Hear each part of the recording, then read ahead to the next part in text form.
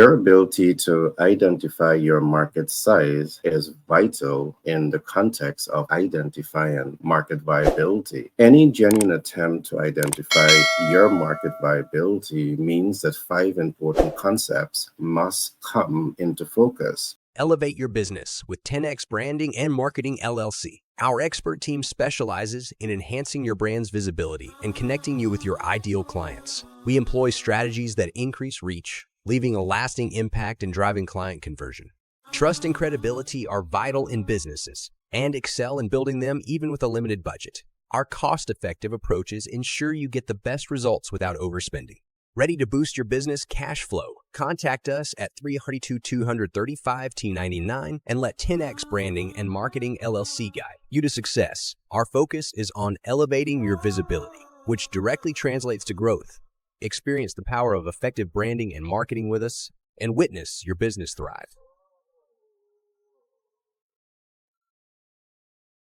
Concept one is, what exactly is your market size? Two is, what is the density of the market? Three, what is the geographical dispersion of the market? Four, are you doing the SWOT analysis? And five, you must put yourself in the position of strength to also do the PEST analysis. Divorced from this, you are really not in a position of strength to truly identify the viability of your market. And that could mean the demise of your business idea, largely because you are speculating. And speculation is the assumption of, you know what, I've spoke about this several times. Today, I will commit some time to focus on the first ladder as it relates to identifying market viability. So we're going to be looking at market size in the context of identifying market viability. What I want to do immediately is to put three scenarios to you.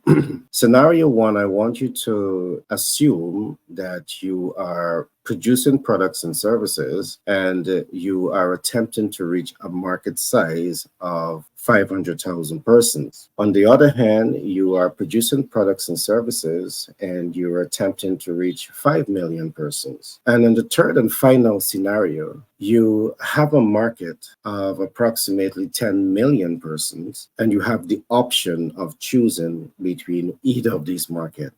In this context, the larger market size is 10 million. The smaller is the 5 million. And then we have 500,000. Now, what I want you to do is to pause for me a little bit. Just ask yourself, which is the most viable market? And I'm doing this because the research is showing that the average person just look at market size and makes a decision that it makes sense to serve the market. And I'm saying to you, that again is speculation, and speculation is the godfather of debt, the debt of your business. Now, let's go a little deeper into this. The possibility exists that you may have 10,000 people that are consumers, but are they built to consume the products and services that you intend to offer? Now, you don't know this if you haven't examined the very first concept that we talk about in lesson one, and there is where you need to establish brand relevance. And to establish brand relevance, it does not only mean that you need to identify the ideal client, you need to identify their needs, wants, and expectations, and then innovate. To identify the ideal client goes much deeper. So I encourage you to look at lesson one to understand exactly what I'm saying. If you don't understand what is brand relevance and you have not established brand relevance, you are nowhere closer to identifying the viability of your market based on the size of the market. So you may have 10,000 consumers, but are they your consumer type? The possibility exists maybe 10 million, but then they don't have the ability to pay. They don't have the willingness to pay. All right. They cannot even invest 100 US with you per month. So the size is something important for you to consider in the context of demographic data. If you don't understand this, again, you're speculating as you attempt to identify identify the viability of your market. In context two, you have a market, a consumer population of, let us say, $5 million, 5 million people. Now, the 5 million persons, they are able, based on the research, to invest $100 with you per month. So when we do the maths here, you are seeing that you have 5 million persons who are able to invest $100 with you per month. So what does this mean in the context of market viability? It simply means that this consumer population, they have the spending power to invest $500 million per month. Now that should be music to your ears, because it's a market based on research, based on demographic data that you have collected. They have the ability to spend, and they have been spending. They have the ability to invest $500 million per month and $6 billion annually. So you can say that your business is being set up to cater to a $6 billion consumer base. So when we look at the market viability, these are data that you need to understand. Of course, there are more to be considered, but I'm only looking at Treader 1, which is the market size. You still need to understand market density and dispersion. You still need to do the SWOT analysis and the PEST analysis to ensure to become that educated consumer of what brand market viability is all about. In the second context, it makes some sense. So you have some information that is helping you to make better, smarter, wiser business decisions. In the third context, the market is smaller, because in the second market, the first market you had 10 million. In the second market size, you had 5 million. In the third market, you only have 500,000 consumers. And the question that asks, which is the better consumer market to cater for? One might have said a larger market, and you would have been completely wrong if you are not doing the brand relevant analysis. If you're not doing this, you're speculating, and you don't want to assume when it comes to doing business. So in the third and final concept, you have a market with 500,000 persons. But this market, guess what? They are not only able to invest $100 per month, they're able to invest $5,000 per month, the products and services that you have on offer. Again, that should be music to your ears. So let's break this down. With a consumer market, maybe small, 500,000, with the ability to spend $5,000 per month, it simply means that their monthly spending is $2.5 billion and their annual spending is $30 billion.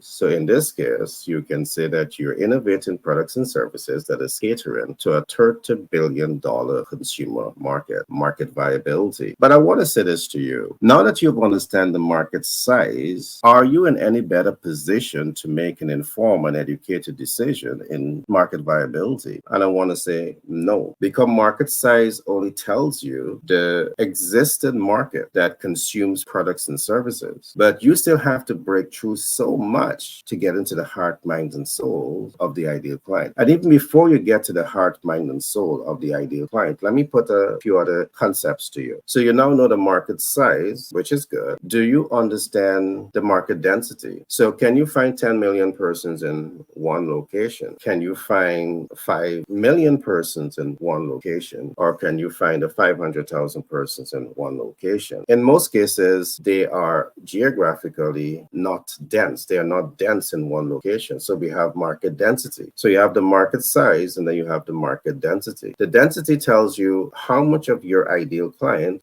are located at a central point. But if you don't know that, it's going to undermine the viability of your market. So you need to understand this. In the next lesson, perhaps I'll spend some time going into this so as to ensure that you have a much clearer picture of what we are talking about when we are talking about market viability. So you need to understand the market size, the market density, and the market dispersion. Perhaps in my next lesson, I will focus on these two so as to ensure that you have a better understanding of the practical steps that you can take to clearly position yourself to understand market viability. You also still need to look at the SWOT analysis and the PEST analysis, because all of these factors influences the potential of of your business to generate income. And if you don't know this, it's going to undermine your potential to cash flow optimize and build a successful business. So today, just to recap the subject matter, we look at market viability, which is absolutely necessary. The average person gets into business, you sometimes don't even know the size of your market. You just know that you have a desire to cash flow and you're into business. And what our research is showing is that when you do business in this way, it sets you up to self-sabotage. It sets you up for frustration, and it sets you up to fail as a rising star in business. And the reason we are doing what we are doing here is to provide you with a content of information that will give you a winning formula to be more successful in business. Taking the time to understand market viability is so important. And there are 5 concepts that you need to really pause a bit and really commit the time, talent, and resources to understand these 5 concepts when you're attempting to establish market viability. Concept 1, we talk about understanding your market size. It is important to invest the time, the talent, and the resources to understand your market size in the context of market viability. You need to also invest time to understand your market density and the market dispersion. This is what's going to really help you to have what I call a more clinical interpretation of your ideal client. And this is what's going to help you to make smarter, wiser business decisions. And you need to put yourself in this position as right. The 4th concept is to do the SWOT analysis. The SWOT analysis is where you are looking at strengths and weaknesses, opportunities and threats that lies in the market, and ensure that you understand how to navigate this terrain as you position yourself to build a viable business and a viable brand. The PEST analysis is also not a concept for you to consider. There are political issues that may affect your business. There's economic realities that may affect your business. There are social and technological realities that may complement or undermine your business success. And you need to know all of this. I know it may sound a little complex, but my simple words and advice is you don't have to be the subject matter on everything, but it makes sense to get the subject matter expert next to you. It might be a mentor, a coach, a sponsor, your supportive community on your side that is really helping you to unpack this type of information. So when you get out to do business, you are not speculating, but you have solid data that is helping you to make informed and highly educated business decisions. And I trust that what you have learned today, the market size may be big, but guess what? They may not have the ability to pay or the willingness to pay. The market size may be small in the case of 500,000 consumers, but the spending power is extremely, interesting. Their annual, spending or allocation for goods or services amongst the sum of $30 billion. That is something interesting to look at. I want to say thanks for being here today. I trust that you had something to take away today, and I'm excited for the next broadcast. Remember to like, subscribe, and share, so you will be the first to get these content that we are bringing to you on a regular basis. Today, we look at your client conversion ladder. We look also very briefly at identifying your ideal client and how to stress test your ideal client. Be blessed. See you in the next program. Essential Care Pharmacy, providing more than your healthcare needs. Get the best in muscle-building products, health supplement products, beauty care products, medical supplies, colognes and cosmetics, blood pressure testing kits. Access our medical doctors, and so much more. Essential Care Pharmacy, your leading healthcare provider.